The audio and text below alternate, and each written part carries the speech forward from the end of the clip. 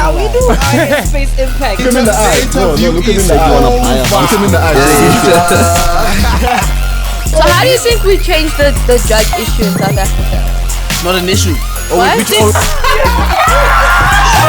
That's great.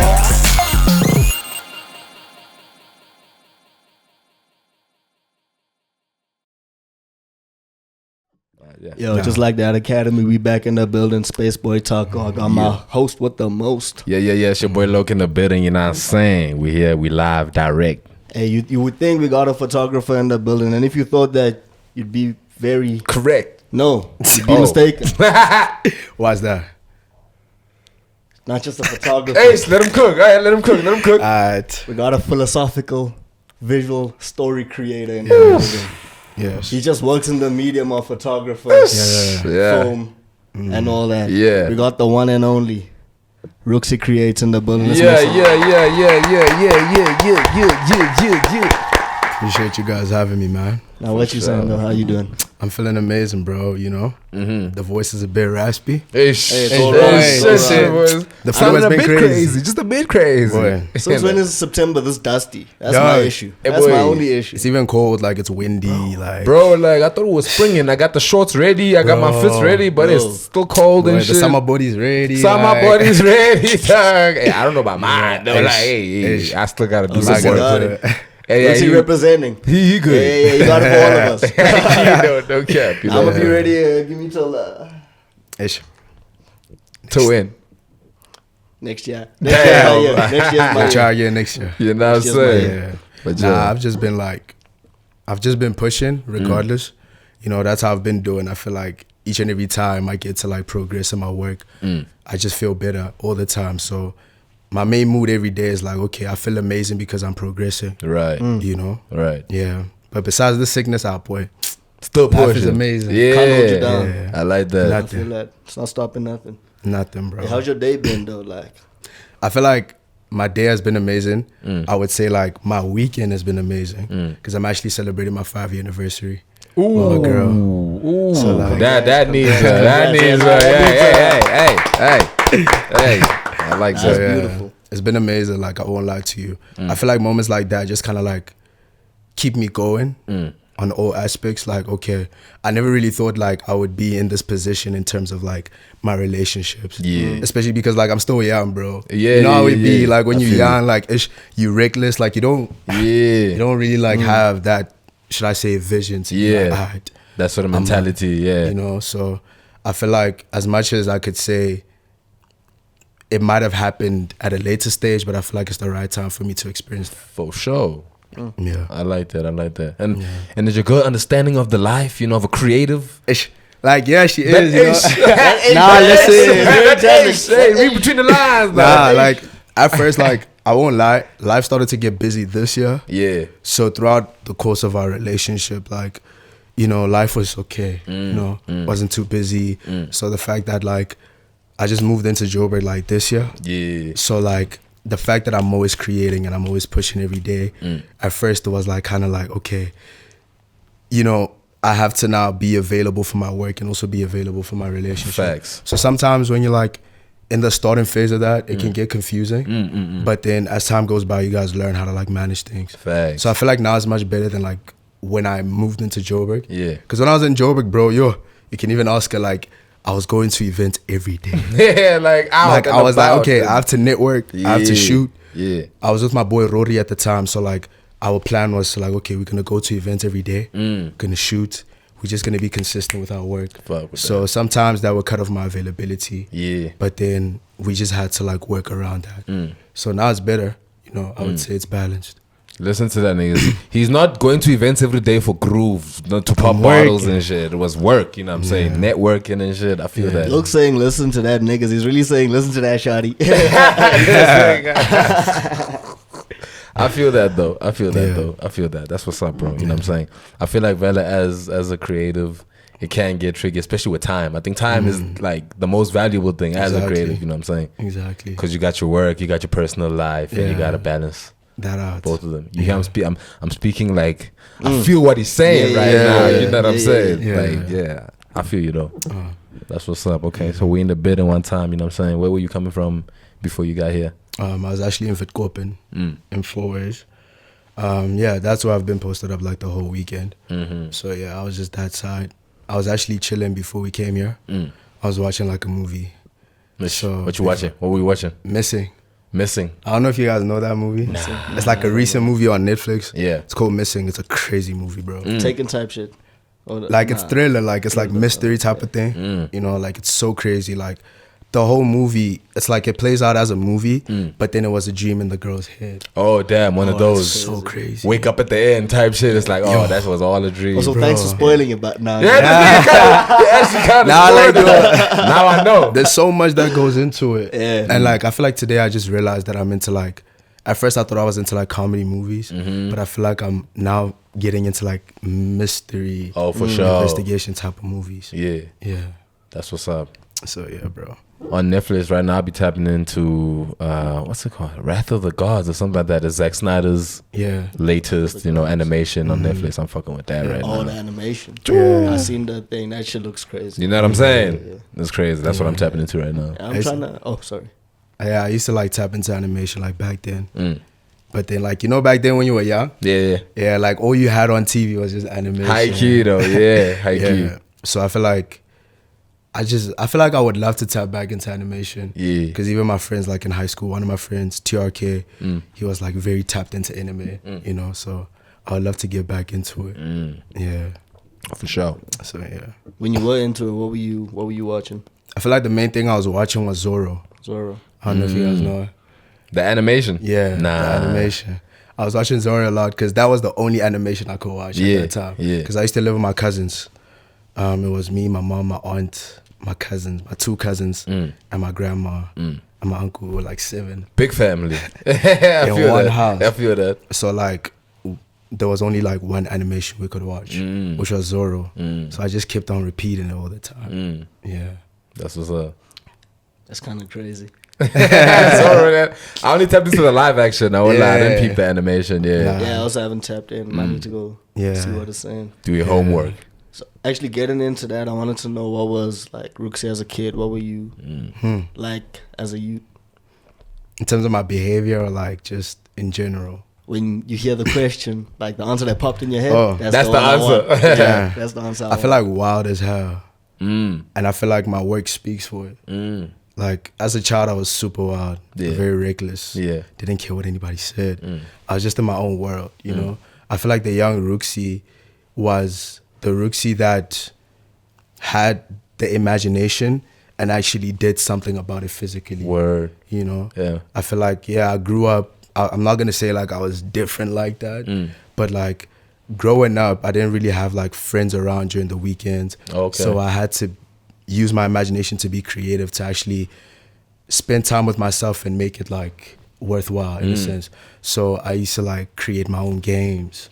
I used to just like do things based off of my imagination. Yeah. So I say if I think about the young Rhuxie, I think about that young boy that was wild, that had this big imagination. And I feel like photography is the best thing that I ventured into because it kind of like shows you, you know, a sense of who I was as a kid. Yeah.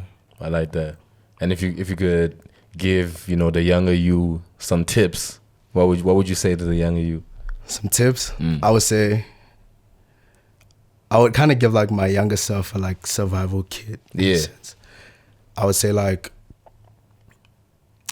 your imagination was always right. So like every time you tap into that imagination, don't question it. Just act on it. Yeah. Because growing up, I struggled with one thing, which was like I grew up thinking that I had to be groomed in a certain way. For sure. And that certain ideas in my mind may just be there because, you know, everybody has that crazy side of their mind. But then I realized that taking action on those visions and those things that come up into your head and that sound crazy is actually the pathway to finding who you truly are. Damn. So yeah. This nigga poetic with the words, Yeah, that nigga well spoken. We just needed a backtrack as well. Yeah, just some you know. emotional music playing in the background. I feel you though. That's what's up, you know what I'm saying? You're very well spoken, bro. Appreciate that. Yeah. Appreciate that. Were you into poetry and it's funny because back then I couldn't really communicate like directly. So I used to like transmute it through drawing.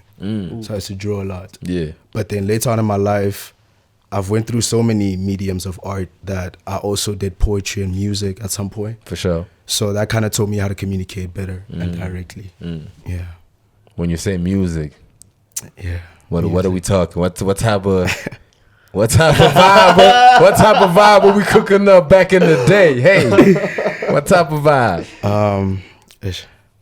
When I got into it first, I explored multiple genres. When I got into it first, I was rapping, but like on trap beats. Yeah. And then from rapping on trap beats, I went into singing for a short period of time. Yeah. Then I took the singing part. I was very like in love with like astronomical, like Travis Scott type of beats. Yeah. You know those like bass instrumentals. Yeah, I was into that. So I kind of combined the two, and I started to create my sound around it. You know, so I would say like I was very like into harmonizing on beats. For sure. Yeah. I really love creating an environment around my music. Yeah. What happened to the rapper dreams though? What happened? I feel like my voice was just not suited for it. I kind of like, I feel like I speak slow in a sense. And at that time, I couldn't really find certain instrumentals, or I couldn't find some sort of assistance within That me. would suit you all. Yeah. So I was like, because also I have a very fast mind. I like, you know, if this one thing doesn't work for me, I'm gonna look for this alternative and I'm gonna balance them out and see which one works best for me. And if this one works best for me, I'm running with it.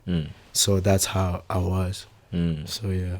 So once you get that instrumental that's at your pace, are we seeing a comeback? Hey, I'm back. We never know. You never know. Stay tuned. Stay tuned. You never Find know. out on the next episode. That's what's up, though. I feel you. And actually, I wanted to backtrack on the, you know, you as a kid, the shit that you was watching and shit.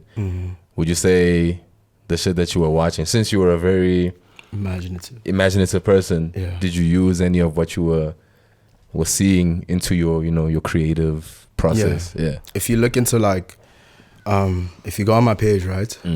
I think the first 5 photographs that I took this year, they kind of like resemble my younger self and exactly like what I was putting into my imagination. Yeah. So growing up, as I said, I was into comedy. I was into a lot of movies and films. But the one thing that stuck out to me was the lifestyle of the 80s films. Okay. And how like they advertised their products on like the TVs and whatnot. Yeah. Have you seen those like old commercials? Yeah. You know, that are very like wild with like bright, vivid colors and, you know, like very like The wild. pop-ups and shit. Yeah, you know, those type of things. So that's what kind of like got my attention when I was young. And when I started to implement my style, or when I started to ask myself the question of, if I want to be Rhuxicreates, what am I going to be holding with me, and what is going to be significant about my work? Yeah. And then it took me back to my younger self and my imagination, that I loved those TV ads from like the 80s, the 90s, the comedy shows and whatnot. So that kind of like inspired what you see right now. Yeah. And would you say it's still the same? Do you still...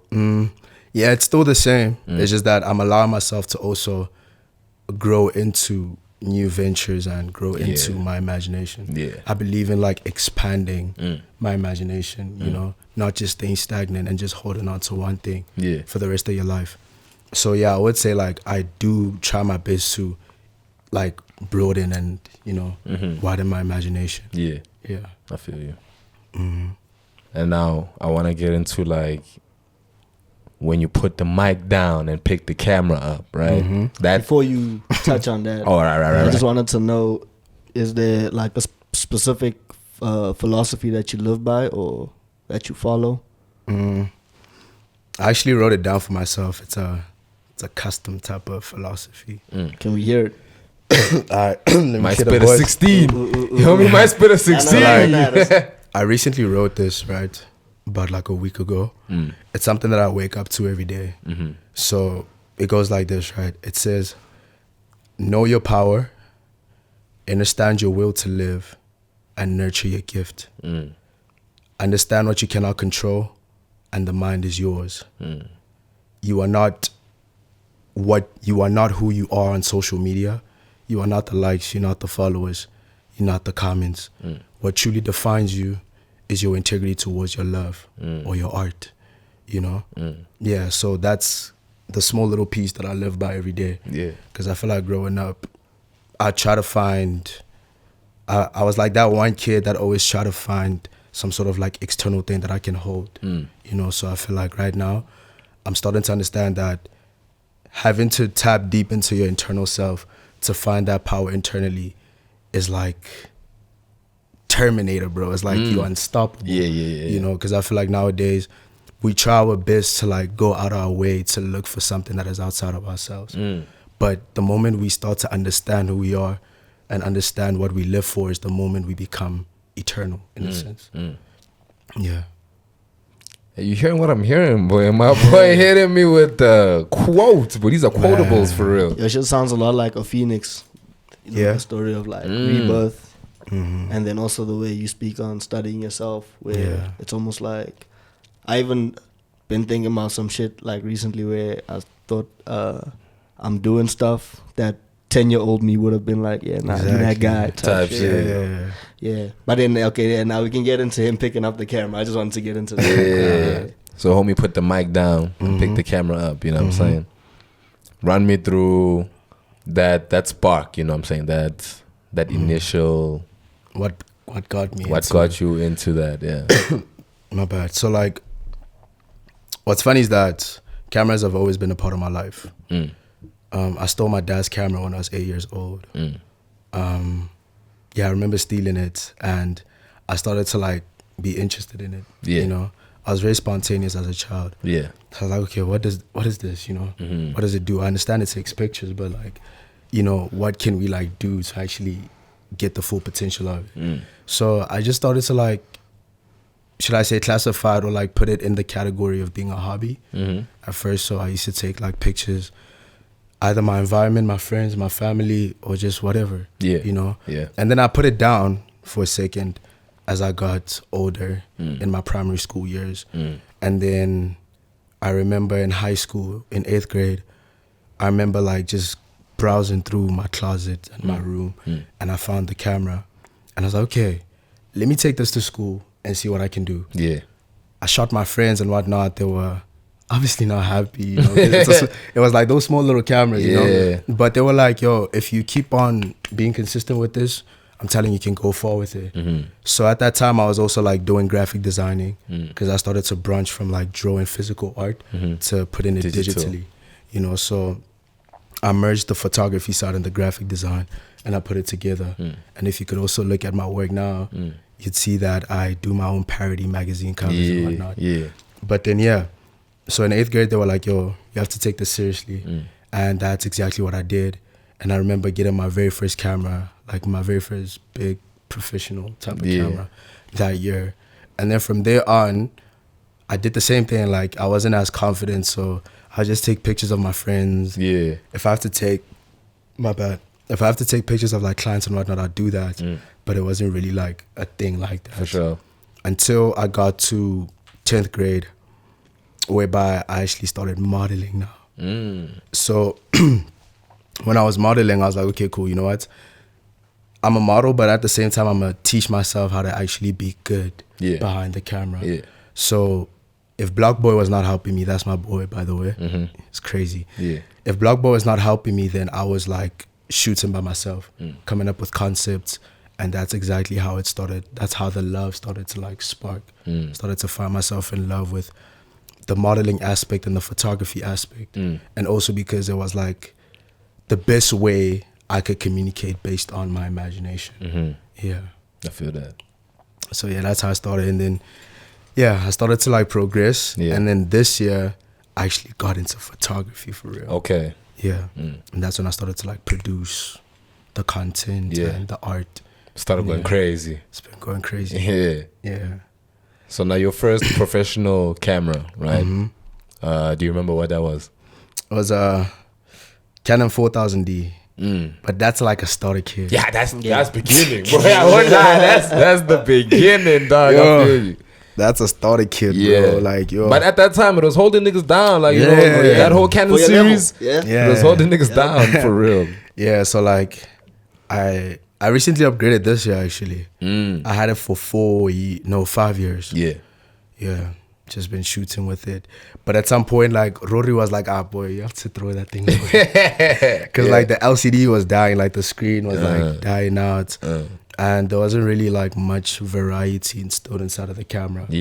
So yeah, I was like, okay. I found time to actually upgrade. So I was like, might as well.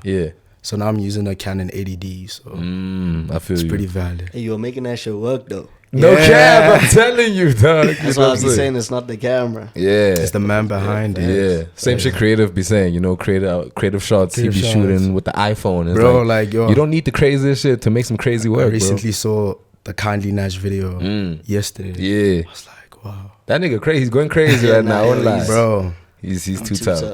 I'm even speechless, like wow. Cause like at first I remember, when was it? I met him at Prime once. And when he got there, the first thing he said to me is like, yo, what's happening? You know? And it's like, yo, who have you met up with? Who have you networked with? And I realized from that conversation that Creative is a person that likes to get into business like fast. He doesn't waste time.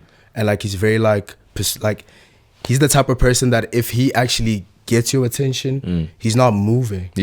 Like if he wants to go for something, he's not moving. Even at Cotton Fest, the way he was like networking around the section. I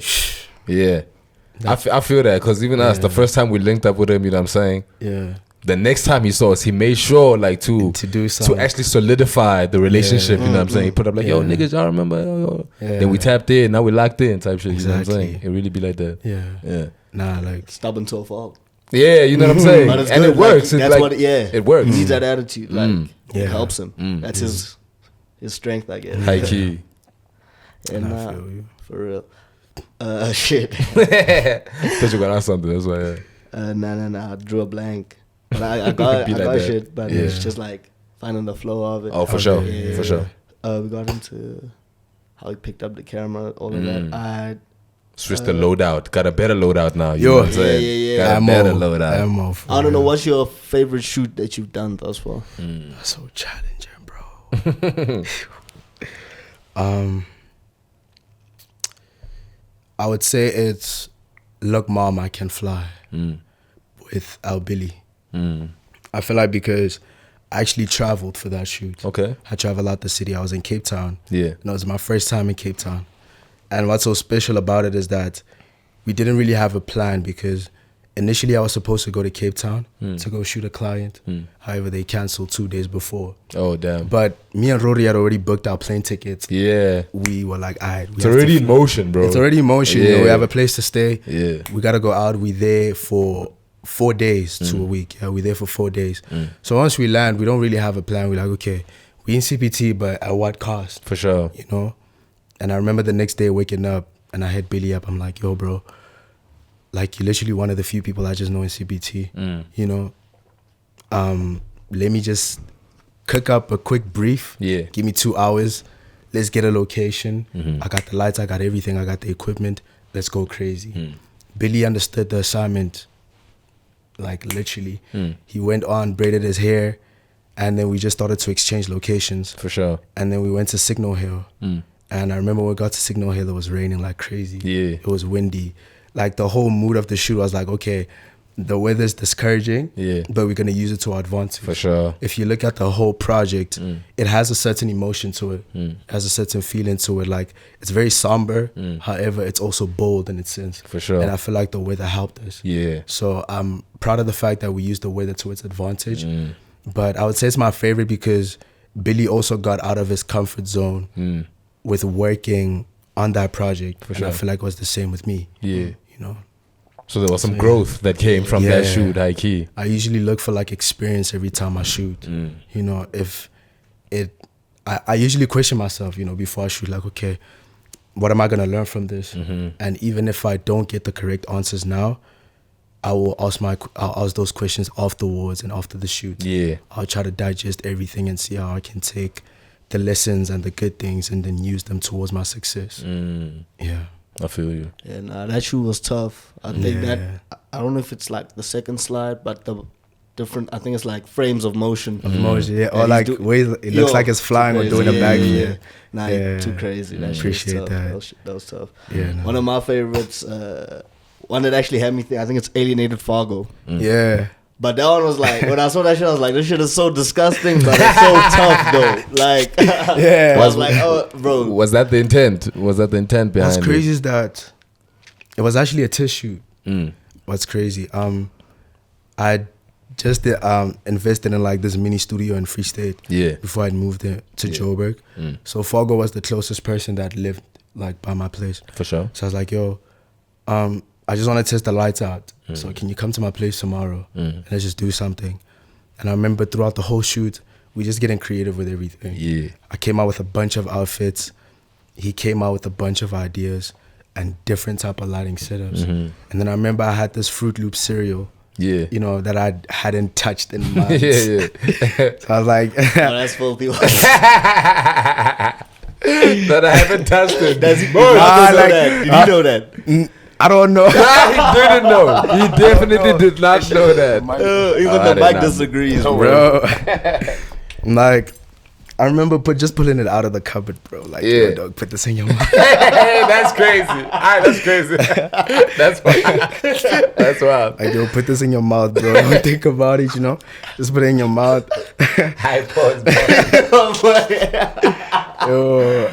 Ah, shit. Yeah, so I like, yo, bro, put this in your mouth and like, we're going to take some hit shots. So like, just kind of like, you know, go crazy with it. Yeah. And the rest was history, I won't lie. Yeah. So after that shoot, we get to editing. I was with him. And while we editing, like, we tried different edits because it's just a tissue. I did not have any intention of posting this. It was just for my personal experience. Like, okay, this is what I did, you know. So we get to editing, and I remember the first hour into editing, there was a time we were looking at like, it was like a big PC, right? Yeah. And we looking at it, we look at each other and we're like, it's the one. Yeah. It's the one. We're cooking it. It's the one, you know? Yeah. And then I remember that night, the name just came up to me, Alienated Fargo. And I was also taking into consideration that Fargo has this whole demeanor of, should I say, being otherworldly in a sense, like being in his own world. Yeah. However, his world seems alienated. It's like he's an outcast. Yeah, in a sense. Not really outcast, like outcast in terms of how he carries himself. Okay. Like his character is different. His character is true to himself, and it's just very alienated. It's interesting. Yeah. So I was like, this project speaks for him. Yeah. Nah, I feel you, my G. Yeah. Before we carry on, I think let's just take it to a quick ad break. You know what I'm saying? We'll be right back in the BD.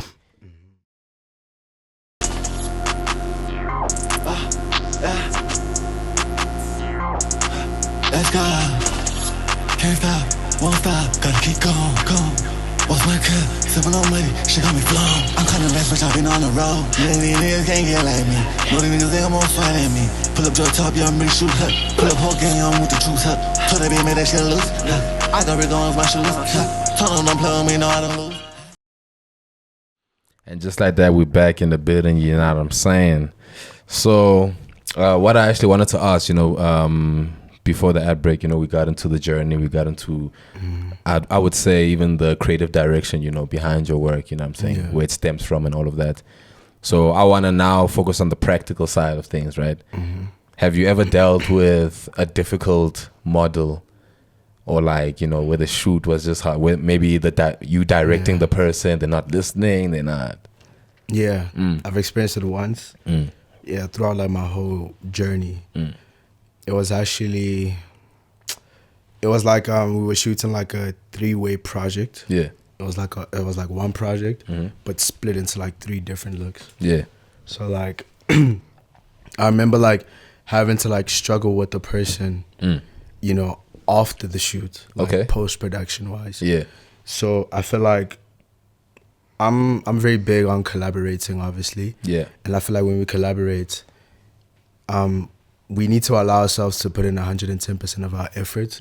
However, like nobody should ever try to feel like they have 100% ownership over the project. It's like we both put in our efforts. Facts. However, like, you know, we did this as a team. It's not a solo mission. Yeah. So even if you beam with pride, at least beam with pride knowing that there's people that assisted you with that were also involved. You know, so I feel like after post-production and everything is done, that's when the model started to like try to gain dominance over the project. Oh, okay. So now she wants to take it into her own hands in terms of like publishing, in terms of actually just crediting the project in general. Yeah. So it kind of felt like, okay, like the way you approached it, I don't really like, should I say, I wouldn't really say that she was wrong for that, but at least she should have like put it in a, should I say, we should have like communicated about it, you know, before her taking the matter into her hands, before her making it final. So I feel like, like that was the only difficult part. You know, I feel like the one thing that I don't like is people trying to gain dominance over teamwork. A collaborative project, you know, like it's like if you did it alone, cool. No, bet. Yeah, Do your go thing, it's yours. crazy. Yeah, go It's yours. crazy. It's you. Yeah. But when it's teamwork, it's like it's not just you now. We're creating a whole new entity around this world. Facts. You know, so it's like, as much as I might have came up with the concept or whatever, you know, I understand that once I put a team behind it, it's not just mine anymore. Yeah. It's ours. Yeah. So when we contribute towards it, we don't contribute in a like, this is mine, this is mine, this is mine. It's ours. So let's beam with pride in that way. Let's make it a community thing instead of making it like a solo thing. Yeah. Yeah. Nah, I feel you. The reason I ask is because I know Spaceboy, he be shooting too. Yeah. So we're in Cape Town and we're doing the merch shoot. I'm not sure if you remember that one model had. Yeah. So my homies, you know, taking charge, you know what I'm saying? We're doing a beat shoot, right? Yeah. And he's telling her that, okay, I'm gonna come from like a high angle, you just do this. Shawty starts saying, nah, why don't you try this? Why don't you like move more on a low angle? And the thing is, you kept it professional, you know what I'm saying? Because like you were just listening to him and be like, yeah. But I know you was mad as hell. Like, Nah, I wasn't mad as hell, but it's like, you're the model, you model. Yeah. I'm not trying to be a dick, but it's like, just know your place. 'Cause Yeah. it wasn't, if it was for her, Yeah. like, once again, intention of the shoot. Yeah. The shoot was for the clothing. No, it's not, it's like, you're the model, you're there to show the clothing. It's not about you. But the clothing is the main So- thing. exactly. It was like, I need to get the shots we need. And then once I'm done with that and I know, okay, I got my phone, Can we go got what crazy. we need. Okay, Yeah. now I can say, okay, what's your idea? Let's hear about it. Yeah. Or otherwise, I'm going to just be like, let me come from a lower thing and then slowly just start creeping up and get the shot that I really need. Yeah. Because, And I feel like both parties benefit either yeah, way. because you also don't want to make it a toxic work environment. You feel? So it's Yeah. like, got to be professional about it. High key. So like, big shout out to her. Yeah. Shoot went crazy. Like, Okay, the snaps did love come to out work proper, again. so. Yeah, nah. That's some real stuff. We actually had some Wabisa on here, and he was saying that his favorite shoot was the Apple of God. Yeah. And I thought that was a crazy one. Could you just run us through that one, working with him and Bornstar and how that came together? And I don't mean to cut you off, but Yeah. I just want to tell the people that it's amazing how, because he was just here now. And So I just to went- have that perspective and now get your Exactly. perspective It's crazy. right after each other's dope, you know what I'm Yeah. saying? First off, like the construction of the concept was like, I wanted to kind of like communicate or give people some sort of philosophical lesson behind it. Yeah. Like, basically what the apple of God represents is like, okay, cool, you have two apples, right, in your hand.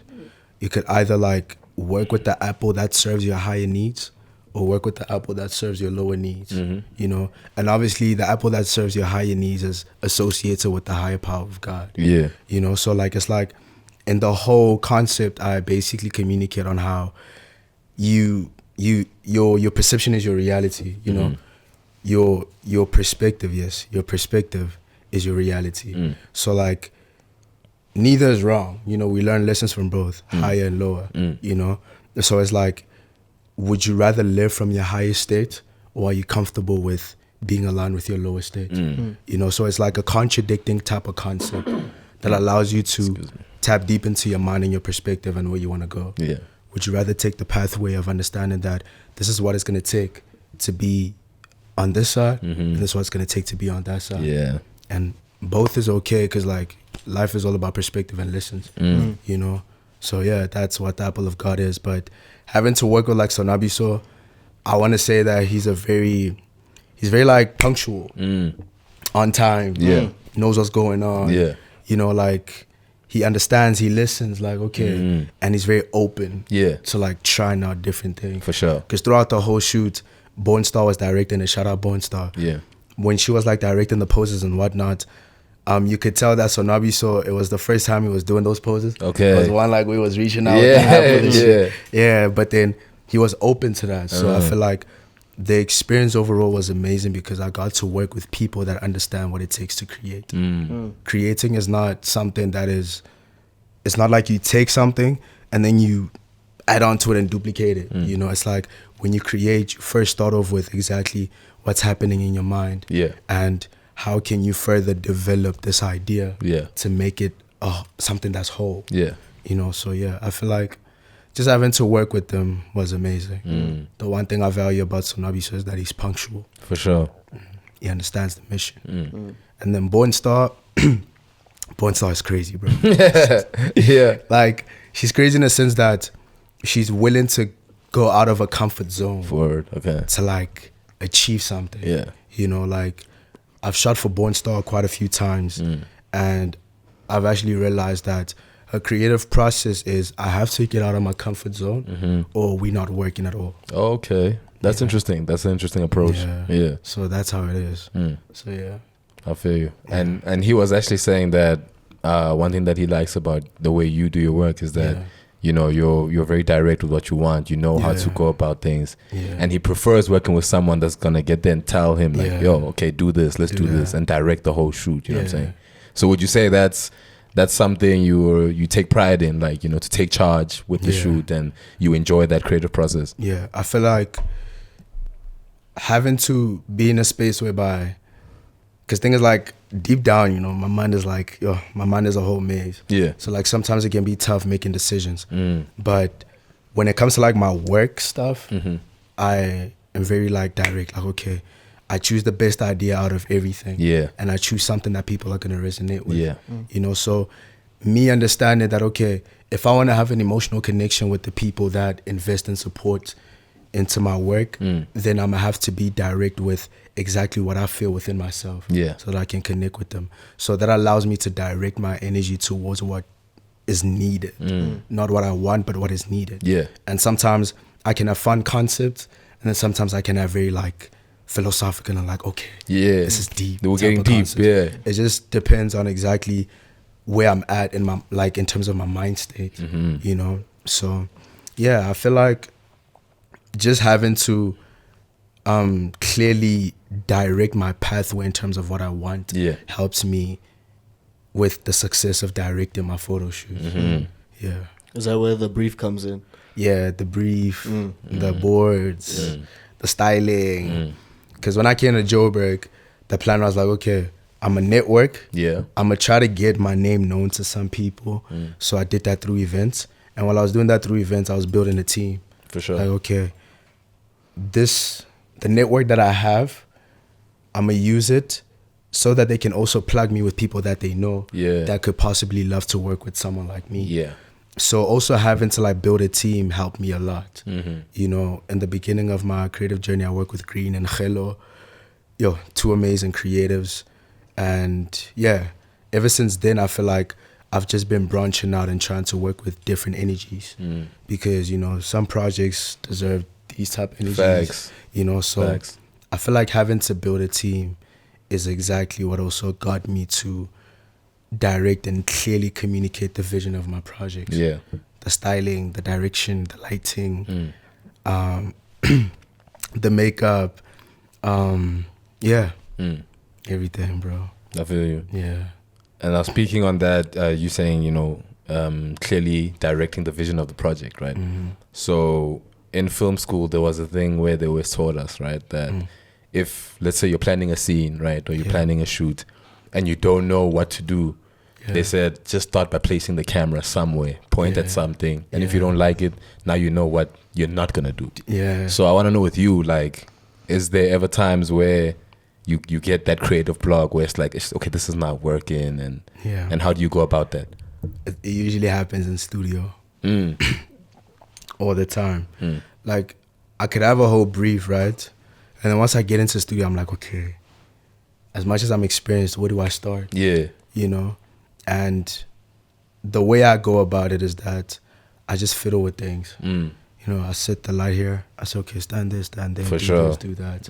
And that's when I start to know, okay, this is not what I'm going to do. Yeah. Because I also apply by that rule indirectly, though. Like, okay, I first mash up everything. And then, like, I try to, like, see what works and what does not work. So, yeah, I would say my creative process is like that. Yeah. But I usually focus on my strengths a lot. Like, okay, if maybe, like, the vision might not be aligning right now, I look at something that is standing out and I use it to the best of my ability. Yeah. Yeah. I feel that. Yeah. Are you a self-taught photographer? Yeah. Or have you went to school for anything? Nah. Damn. I'm self-taught. Yo, your shit is so crazy. Yeah, you feel like that though. Damn. Yeah, Self-taught. Do you feel like getting an education in whatever creative field that you want to go into is important, or?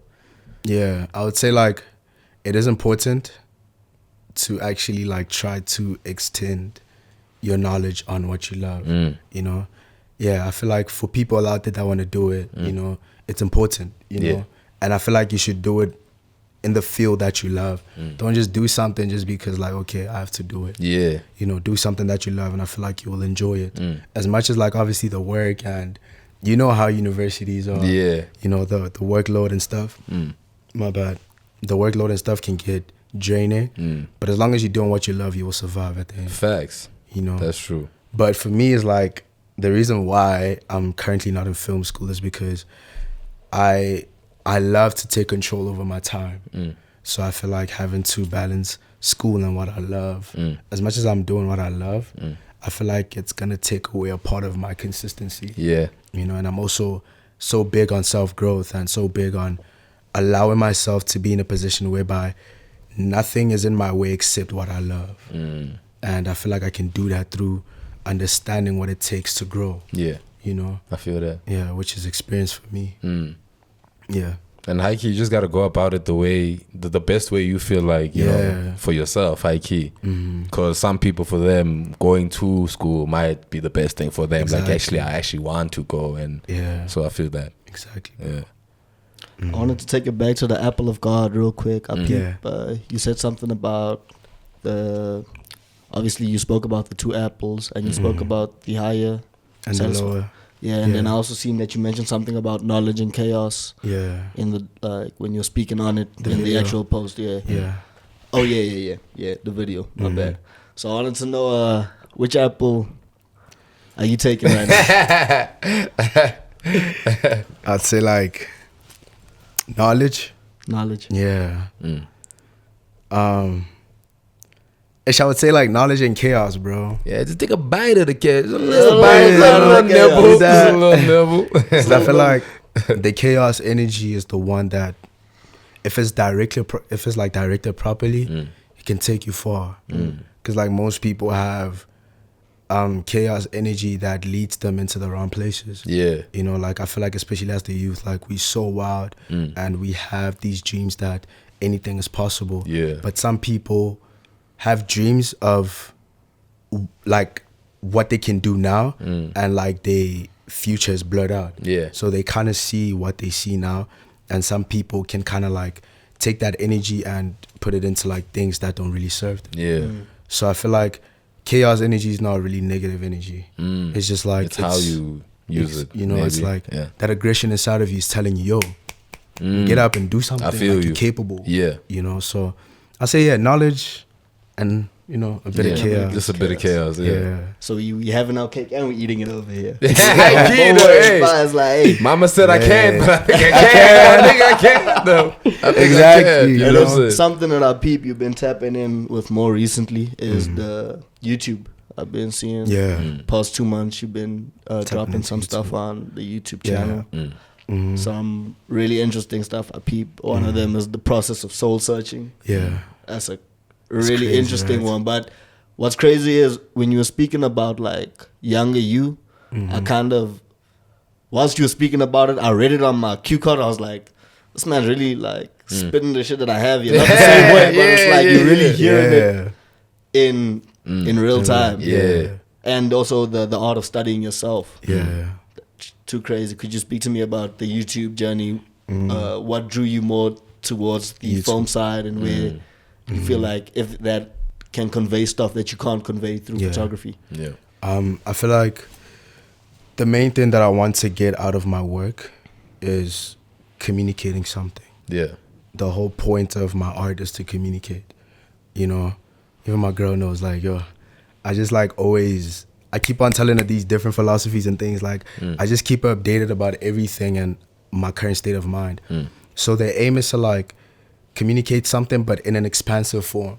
You know, like usually, let's say for example, a photographer. Usually photographers are photographers.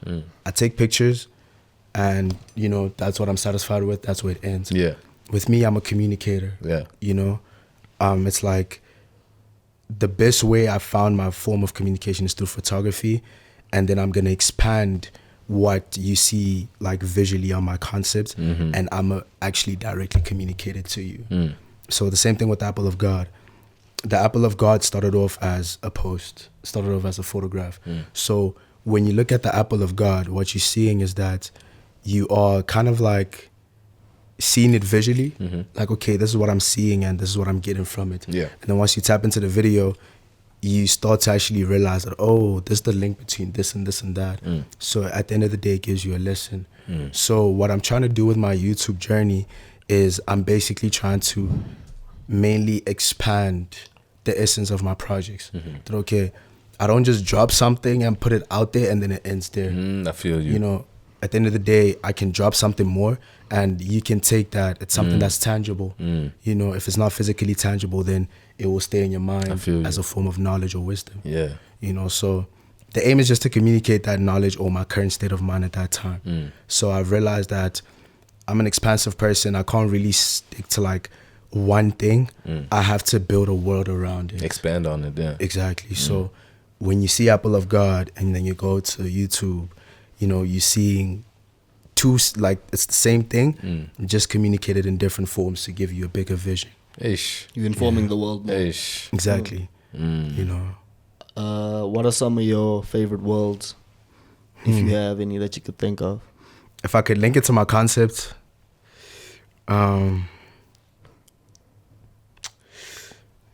that's tough. Drum roll, please. That's also a tough way to ask the question. Yeah. I could also ask, like, in terms of movie-wise. Yeah, I have a favorite world in a movie, an anime. Make it more specific. Okay. Movie-wise. That was a tough question, actually. Now that I think about it, yeah. Yo, so many movies, bro. Shit. You don't have that one, though. I feel like I do. Okay, let me say, like, movie-wise, I've like kind of like transitioned a bit of my style now, but then back then I'm like separated into two, right? With like my past photographs early on in the year, I'd say movie-wise, something like either How High or Seinfeld, you know? Because like if you look at like my projects back then, they're very comedic, they're very fun, they're very jolly. Yeah. So like every time I'd watch Seinfeld or How High, like it's just a crazy experience. Like it's a fun comedic experience, you know?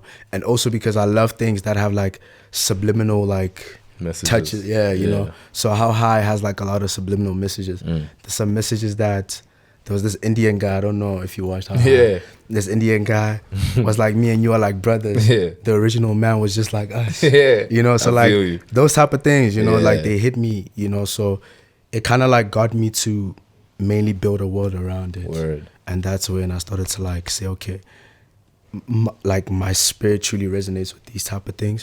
So I'm gonna add them to my work. And then I started to build a whole world around it. For the people that were following me back then, early on in the year, I literally orchestrated a world for them. Like the designs I'd made, there was this thing that was called Tuesday Talks. Like the design was so comedic. Like the conversations that we have, like, you know, I do that whole sticker question thing. Ask my followers, whatever, you know. So it's like I created that whole world around them because I allowed myself to create that world within me. For sure. You know, and then I just expressed it physically. Yeah. But I'd say like if I were to live in like one world, based off of my projects, I would say is ish, and it's gonna drop ish. Yo, there's a project that I'm gonna drop with Sicko Sid. Yeah. Very soon. It's called "The Sun Is My Life Force." That is the current word I live by. You know, I don't want to spoil too much, but yeah. Yeah, we got the exclusive. We got the exclusive. Can you explain the title? The sun is my life force. So, you know, like, there's this thing as black people that we are sun people, in a sense. If you think about it, like, the sun gives us life. Well, on a metaphysical level, like, if you think about it, when it's rainy, like, your mood is low. You know, on a basic level, your mood is low. But then when the sun comes out, you know, we're more in tune with spring and summer. Yeah. So spring and summer is associated with the sun and the warmth of it and the vibe that it brings, the energy that it brings. So it kind of gives you like life in some sort of sense. So it kind of like translates into like the perception of what the sun is. So it's like we sun people, and we are, our cultures are also associated with like the sun. It's like everything that has to do with nature starts off with the sun. Yeah. You know, and it kind of like impacts us in different ways. For me, I would say like I'm very tapped in deep into how can I grow internally. Yeah. So I feel like nature is what allows me to grow and what taps me into my higher self or my capabilities as a person. Yeah. So throughout like my whole journey of growing and understanding myself internally, I realized that nature and God is literally the two things. Well, I usually say it's my gun: God, universe, nature. It's like the three things that keep me afloat. Yeah, I think what I wanted to know is, you know, what more can we expect from you, you know what I'm saying, for the rest of the year? And who would you say are some people you'd like to work with, you know, moving forward? Okay, the people that I'd like to work with, I'd actually love to tap into, I think it's Leah Butler. That's her name. I hope that I'm pronouncing it right. Yeah. Leah, Pretty Ugly. I've tapped in with Pretty Ugly Dope. a few days ago. Dope. So that's, you know, That's kind of, that. yeah. And then I also want to tap into Madlera. Those three people resonate with, you know, their message resonates with me. And I feel like there's something deeper that I can tap into within them that we can bring to life. For sure. So yeah,